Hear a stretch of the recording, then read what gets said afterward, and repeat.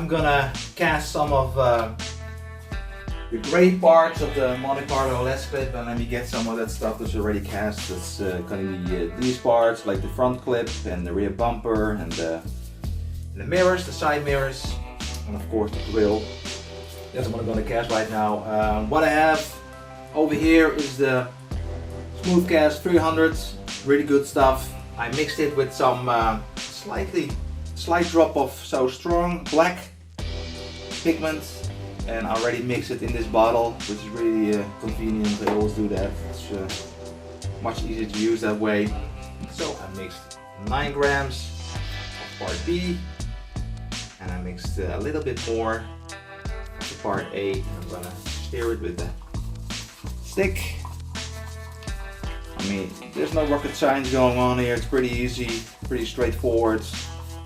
I'm gonna pour some of that stuff in here. Also use a little bit more so it will squeeze out on the top of the mold. Here we go. Squeeze it till all the excess resin comes out on top and also on the sides. And do the same thing, although this one doesn't have holes on the top, will only squeeze on the side. So as you see, there's the excess resin coming out, and I put this one on top just to make sure to give it a little bit more weight on the front clip, like this. Then I have some more over here. I'm gonna do the grill molds.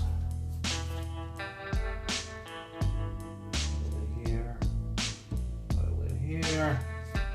And I always have some extra resin I can use on some molds I have laying around. So everything's done, as you can see, and I'm gonna put this in the pressure pot over here. I always work with a pressure pot because it gives the best results. No air bubbles, very clean and sharp parts. And I tried casting some of the stuff without a pressure pot, and it always disappointed me, so that's why I always use the pressure pot. Stand it like this, and then put some pressure on it, and I use approximately, you don't see it, 40 psi. That's enough for this stuff. I mean, as you can see, I gently let the air in, not like putting the valve open in one time, just gently, and now I'm gonna close it at 40 psi. That's enough, so that's good. So here we are, approximately 20 minutes later, and I'm gonna release this one, and I'm gonna let the air out of the pressure pot.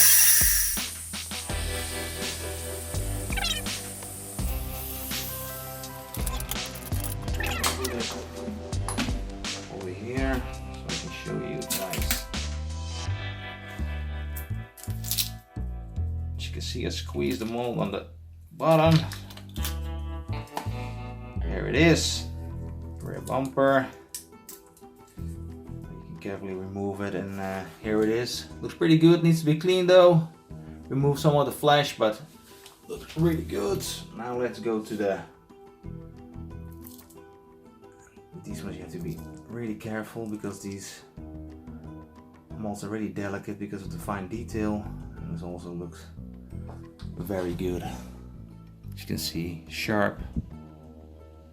Now here we have the small majestic plaques. I need to be careful with those because those are really delicate. So let me separate them a little bit. Hopefully I can get one out right now in one piece. Yeah, there it is. So here you have the tiny majestic plaques. The front clip, it's also really good. As you can see on the top, there is some resin that I have to remove. And what I do usually, I do it like this, so I release it from the tabs. There are 3 tabs, of course, and looks pretty good. Just get rid of the flesh, have a nice nice clip. The cleaning of the parts is basically takes the most work, takes the most time to clean all the parts. So that step is next. Another thing I would like to mention is the use of mold release. Mold release is very important to keep your molds intact.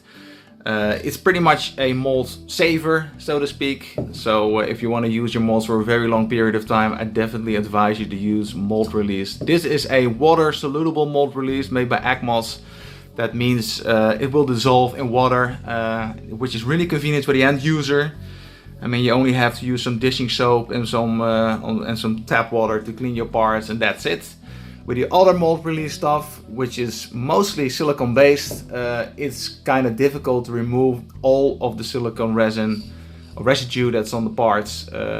So you have to use like a very like purple power or something to make sure all the silicone is removed from the parts. With this stuff, you don't have to worry about it. Just use some dishing soap with some water and it will dissolve easily. The downside using this stuff is that you need to use more. So after, well, casting 2 times, you have to use another layer of this stuff. The layer also has to dry for at least, I think, half an hour to an hour. So you can't use it, spray it on and get back to the job right away. No, you have to wait for at least half an hour to an hour for the stuff to completely stick to the silicone mold. So that's the downside. But then again, for the end user, this is the best stuff to use, definitely.